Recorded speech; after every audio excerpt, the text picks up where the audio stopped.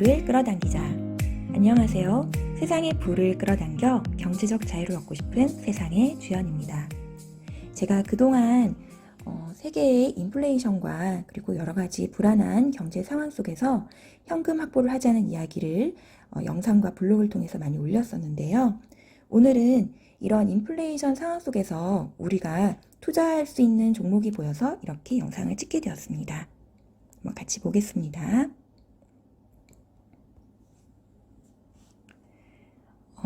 제가 자주 들리는 그 와우넷 박문아님의 그 대탐소셜 블로그에서 포스팅을 가지고 왔거든요.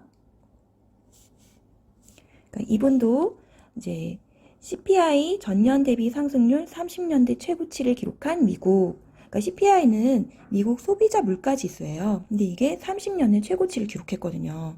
그러니까 그 물가가 엄청나게 올랐다는 거예요.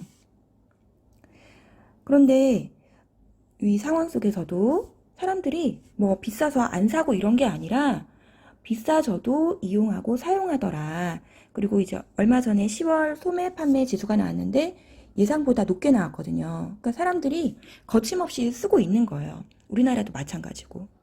그래서 그 이분이 뭐라고 하셨냐면 물가 급등에 따른 우려에 비해서 소비가 그렇게 위축되는 것은 아니라는 느낌을 받는 경우가 자주 있다. 그리고 심지어 일방적으로 가격을 올려버리면서 최종 소비자에게 가격을 전가하는 예도 있다. 근데 이런 것을 사람들이 받아내고 있다는 거예요. 많은 거부감을 들지 않고.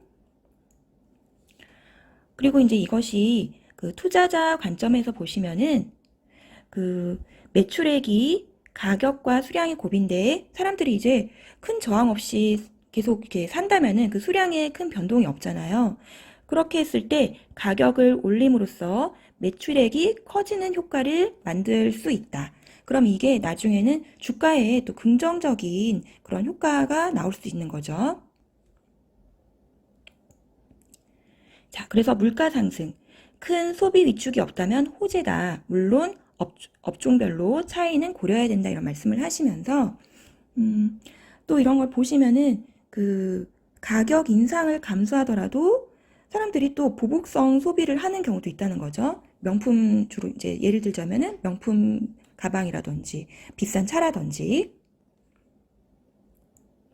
그런데 이제 그렇지 않은 기업도 있으니까 조심해야 될 것 같고요. 이제 어떤 게 있냐면 이제 정부에 의해서 통제를 받는 업종.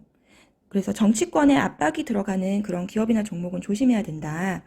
그래서 이제 재밌게 쓰셨는데 여러분들의 뇌리를 스치는 찌릿한 느낌의 그 회사와 같은 업종들. 아마도 이렇게 우리나라 치면은 한국전력 같은 기업이 되지 않을까. 이제 그 정치권의 압박을 받는 뭐 기업이나 종목들은요. 자, 그래서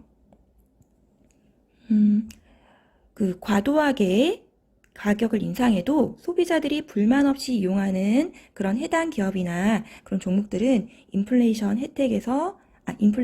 혜택을 가장 크게 받을 거다 이런 말씀을 해주셨어요.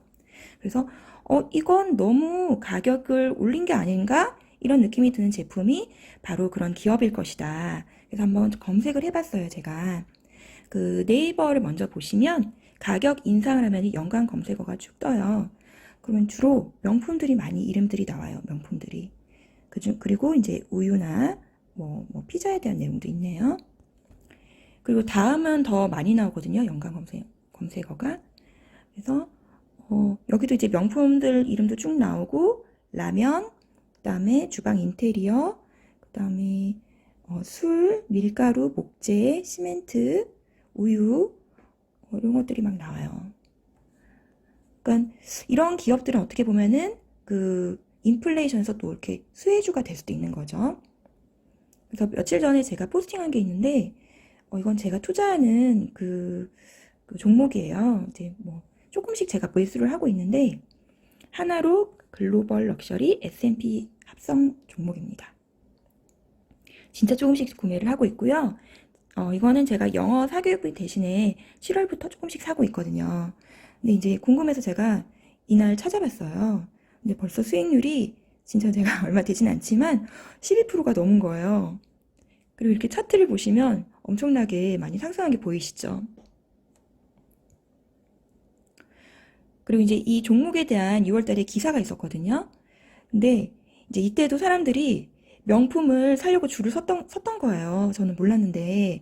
그래서, 그러면서 이제 이 종목에 대한 설명이 나오더라고요. 그래서 이제 여러 가지 명품 생산 및 유통, 고급 서비스를 제공하는 80개 기업에 투자한다. 그래서 우리가 이렇게 알만한,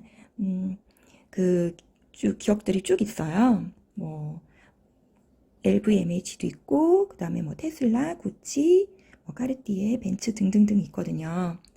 근데 이게 지수가 이렇게, 그러니까 차트가 쭉 올라간 게 보이셨죠? 그러면은 최근엔 또 어땠을까? 이게 아까는 6월달 기사였는데 11월 3일 기사를 가져와 봤거든요. 지금도 여전히 사람들이 명품을 사기 위해서 줄을 서는 거예요. 이런 기사가 나왔더라고요. 진짜 줄을 많이 서더라고요. 음, 뭐 오전 6시에 전에 도착했는데도 이미 10팀 정도가 텐트를 치고 대기했고 몇 번이나 오픈런을 했지만 물건이 없어서 한 번도 못 썼다. 그리고 이제 매장 직원이 현재까지 총 104팀이 등록이 되어 있다. 그러니까 엄청나게 사람들이 사려고 한다는 거예요. 그리고 이제 심지어 샤넬은 올해 4번째 가격 인상을 했대요. 그런데도 이렇게 사람들이 몰려드는 거예요. 그래서 이렇게 줄만 보면은 꼭 샤넬 공짜로 줘서 줄 선 것 같지만 엄청나게 비싸죠. 자, 그래서 인플레이션에 대한 위험에 대한 뉴스가 나오지만 제가 봤을 때는 명품 시장만큼은 전혀 다른 세상 얘기인 것 같고, 그리고 앞으로 부의 양극화가 더 심해진다면 사람들의 이런 명품에 대한 열망은 더 강해지지 않을까. 그래서 즉 이런 주식의 주가는 더 올라가지 않을까 생각이 들었습니다. 그리고 저도 지금은 아까 ETF를 모으고 있지만 좀 더 여유가 된다면 아예 유로화로 해서 프랑스 명품 주식 LVMH를 모으고 싶다 이런 글도 썼거든요. 다시 돌아가자면 지금 이제 아까 마지막에 박문아님께서 뭐라고 하셨냐면 물가 상승이 생각보다 매우 가파른 요즘 가격 전개가 쉬운 기업을 찾아서 투자하는 건 어쩌면 인플레이션 해치 방법이 될 수도 있겠다. 그러니까 사람들이 반발 없이 이용하는 기업이나 업종 이런 걸 저희가 찾으면은 그게 바로 인플레이션 수혜주가 될 것 같아요. 그래서 이런 인플레이션 속에서도 투자할 수 있는 종목에 대한 이야기를 해봤고요. 그러면 저는 다음에 또 제가 공부한 내용을 올려보도록 하겠습니다. 시청해주셔서 감사합니다. 구독과 좋아요 누르시고 오늘도 세상의 불을 끌어당기는 하루 되시기 바랍니다. 세상의 주연이었습니다. 감사합니다.